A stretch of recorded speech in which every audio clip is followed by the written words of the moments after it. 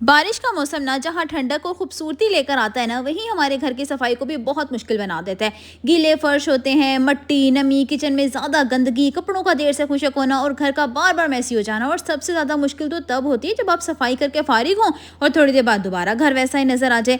लेकिन जी, आज की वीडियो में आपको मैं बताऊंगी बारिश के मौसम में घर को किस तरीके से हम साफ रख सकते हैं, खुशक रख सकते हैं, ऑर्गेनाइज कैसे रख सकते हैं, वो भी बगैर पूरा दिन सफाई के। तो वीडियो स्टार्ट करते हैं। So let's get started.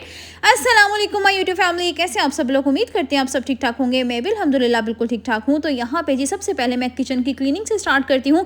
मेरी कोशिश होती है कि जैसे कि आपको पता है बारिशें वगैरह होती हैं, तो मैं सबसे पहले जो हमारी एंट्रेंस होती है ना, उसको नीट एंड क्लीन कर लेती हूँ। और साथ ही साथ जो है ना, बाहर के जूते और अंदर के जूते, इनको मैं बिल्कुल सेपरेट करके रखती हूँ, क्योंकि बच्चे बार बार क्या करते हैं, कभी टेरेस पे जा रहे होते हैं, कभी अंदर आ जाते हैं। तो इससे क्या होता है कि गीले पाँव अंदर आते हैं, सारा फर्श गीला हो जाता है अंदर का।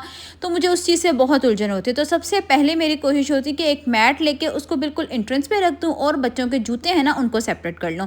फिर मैं हमेशा अपने किचन से स्टार्ट लेती हूँ। यहाँ पे जी मैं किचन में आ गई थी और मैं ना ज़्यादातर क्या होता है कि सिर्फ 2 चिकन ही मंगवाती हूँ। जब ज़रूरत होती है या 1 चिकन मंगवा लिया या 2 चिकन मंगवा लिया, क्योंकि फिर उनको जो है ना संभालना, क्योंकि मेरे पास फ्रीज़र नहीं है, फिर उसको स्टोर करना वो मेरे लिए एक थोड़ा मुश्किल हो जाता है। अब यहाँ पे मैंने 2 चिकन मंगवाए थे। उससे मैंने क्या किया कि थोड़ा सा बोनलेस, तकरीबन आधा किलो के करीब ना मैंने ये स्केल रखा हुआ है, आधा किलो के करीब मैंने निकाल लिया था इसमें से।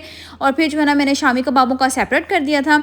अब जब कबाब वो ख़त्म होंगे तो मैं उसको निकालूंगी और इजीली जो है ना मैं बना लूँगी कबाब। अब यहाँ पे जो है ना, 1 चिकन जो है वो मैंने फ्रीज़ कर दिया था फुल, और मैंने पैकेट के ऊपर लिख भी लिया था। इस तरह मुझे आसानी हो जाती है। और 1 चिकन कढ़ाई जो है ना, वो मैं अभी बना लूँगी और आपके साथ मज़ेदार सी रेसिपी भी शेयर करूँगी। यहाँ पे जी सिंपल मैंने ऑयल ले लिया था। ऑयल के अंदर मैंने ऐड कर दिए थे जी प्याज ऐड किया था, और मैंने यहाँ पे ना टमाटर फ्रीज़ करके रखे हुए हैं, वो मैं ऐड कर दूँगी। आप लोगों से भी कहूँगी, ये जो बरसात का मौसम होता है ना, जिसमें बारिशें होती हैं, ये जो आजकल चल रहा है, इसमें सब्ज़ी इतनी ज़्यादा महंगी हो जाती है ना, तो आप भी कोशिश किया करें कि जिन दिनों सस्ती होती है ना, उन दिनों लेके थोड़ी सी ना फ्रीज़ कर लिया करें।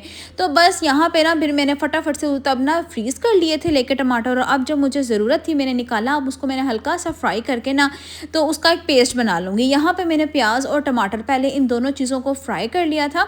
फ्राई करने के बाद जी मैंने इनको इसमें से निकाल लिया था। अब जो है ना, जितना भी चिकन है उसको सबसे पहले हम तेज़ आंच पे फ्राई करेंगे, लहसुन अदरक का पेस्ट डाल के। अच्छा, मेरी कोशिश होती है कि ये वाला मौसम है ना, इसके अंदर प्याज का और लहसुन अदरक का ज़्यादा यूज़ किया जाए, क्योंकि ये हमें इन्फेक्शन से प्रोटेक्ट करता है। इसमें हमें इस मौसम में ना, ये गंदा मौसम होता है और बारिशें भी होती हैं, ये हमारे लिए ना ज़्यादा ज़रूरी होता है कि हम हल्दी का और साथ में प्याज का और इन चीज़ों का ना हम ज़्यादा यूज़ करें। उसके अलावा अब यहाँ पे ना, मैंने कुछ दिनों पहले ये हैंड ब्लेंडर लिया था, बहुत अच्छा है, एनेक्स का लिया था।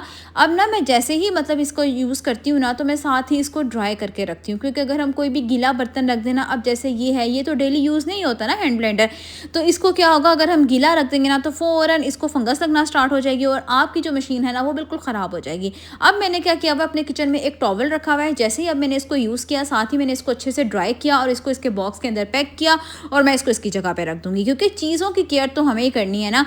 अब यहाँ पे जी चिकन कढ़ाई को मैंने तेज़ आंच पे भून लिया था। बस इसके अंदर टमाटरों का पेस्ट ऐड किया, नमक ऐड किया और कुटी हुई मिर्चें ऐड की, और लास्ट में दही ऐड करके इसको हमने भून लिया था। इतने कोई मज़े की ये चिकन कढ़ाई बनती है ना, एक तो झटपट से जल्दी जल्दी बन के तैयार भी हो जाती है। उसके बाद जी मैं आ गई थी अपने टीवी लाउंज में। बच्चे जो थे ना, वो स्कूल गए थे। ये कल का व्लॉग आपके साथ शेयर कर रही हूँ। तो यहाँ पे जितनी भी मेरी चीज़ें होती हैं ना, सबसे पहले मैं उनको समेट लेती हूँ, क्योंकि मेरे लिए ही आसानी है। अगर मेरी मेड ने आना है या नहीं भी आना, तो मैं हमेशा सबसे पहले अपना घर अच्छे से तरह से समेट कर, जो कपड़े गंदे होते हैं उनको मैं एक बास्केट के अंदर डाल देती हूँ। अगर तो वो कपड़े गीले हों तो पहले उनको बाहर धूप में खोल कर, अगर धूप नहीं भी है ना, तो मैंने बिल्कुल शेड के नीचे एक तार बांधी हुई है, उसके नीचे मैं उसको खोल देती हूँ।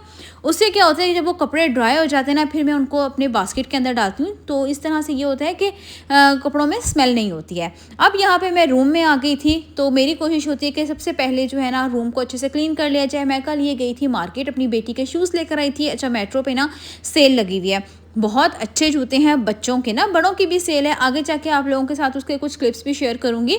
मार्केट से मैंने कौन कौन से जूते लिए, कौन कौन से जूते मैंने वहाँ देखे, रेट्स वगैरह हर चीज़ ना। ये मैंने अपनी बेटी के लिए थे 500 के, मेट्रो से, बहुत अच्छे हैं।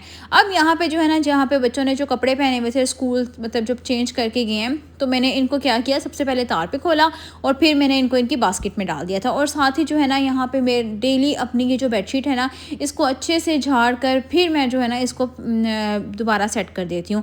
उसके अलावा इस मौसम में आपने कोशिश करना है जो आपके काम वाले कपड़े होते हैं। अब मेरा ना ये एक काम वाला दुपट्टा है, ये मेरी मामा की शादी का है और उन्होंने मुझे दे दिया था, तो मैंने ना इस तरह का ये पैकेट के अंदर डाल के रखा हुआ है। एक तो शिफॉन है, नहीं प्योर है बिल्कुल ना, और प्योर में तो ज़रा सा भी मतलब उसको हवा लगती है तो फ़ौरन उसके अंदर ना सुराख होना स्टार्ट हो जाते हैं। लेकिन ये कोई 25 से 30 साल पुराना दुपट्टा है और ये अभी तक ख़राब नहीं हुआ। तो मेरी कोशिश होती है कि जितने भी मेरे काम वाले कपड़े हैं ना वो ख़राब ना हों, तो उनको ना इस तरह के पैकेट्स के अंदर डाल के मैं रखती हूँ, क्योंकि इस मौसम में जो हमारा कपड़ों का काम होता है ना स्टोन्स का, वो बिल्कुल डल हो जाता है, वो बिल्कुल काला हो जाता है। उसके अलावा जी यहाँ पे ना आगे जाके क्लिप शेयर करूँगी, उसमें मैं ये ड्रेस पहन कर गई थी, हमें अपने रिलेटिव्स के घर जाना था और साथ ही मुझे कुछ जो है ना जूतों की शॉपिंग वगैरह करनी थी, जूते देखने थे। तो बस ही फिर मैंने क्या किया था कि रात को ही इसको बाहर तार पे खोल दिया था सूट को, ये बिल्कुल साफ़ था, तो बस इसको मैंने हैंग कर दिया था। अब जी यहाँ पे जो भी मतलब कपड़े वगैरह थे ना, मैंने उसको इस बास्केट के अंदर डाला। बास्केट के अंदर डालने के बाद इसको मैं इस तरीके से हमेशा कवर करके रखती हूँ, क्योंकि अगर आप भी अपनी बास्केट ना इस तरीके से बाहर रखते हैं तो कोशिश क्या करें कि उसको ना प्रॉपर्ली कवर करके रखें। अब जी यहाँ पे इतनी आजकल बारिशें हो रही है ना, तो अगर हम अपने फर्श को इसी तरह छोड़ दें ना, तो उसी जगह पे फंगस लगना स्टार्ट हो जाती है। तो कोशिश करनी है जैसे ही मतलब बारिश ख़त्म हो तो फ़र्श के ऊपर से साथ ही वाइपर वगैरह लगा दें, ताकि उस जगह पे फंगस ना लगे।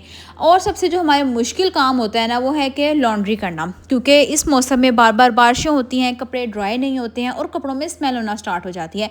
तो आप भी कोशिश करें कि ये वाला स्टैंड ले लें। ये ऑलमोस्ट मैंने 4000 रुपीज़ का लिया था पंजाब कैश एंड कैरी से। इसका बहुत फ़ायदा है, ईजिली इसको शेड के नीचे खोल देती हूँ, फिर क्या होता है कि ये कपड़े ईजिली 1 या 2 दिन में ड्राई हो जाते हैं।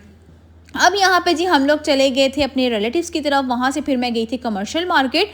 यहाँ पे जब मैं गई, इनके पास हर तरह का जूता था। अच्छा, पहले मुझे लगा कि शायद ना ये जो लंडे के होते हैं ना जूते की, वो हैं, लेकिन मैंने इनसे इससे साइज़ वगैरह पूछे, इनके पास हर साइज़ का जूता था।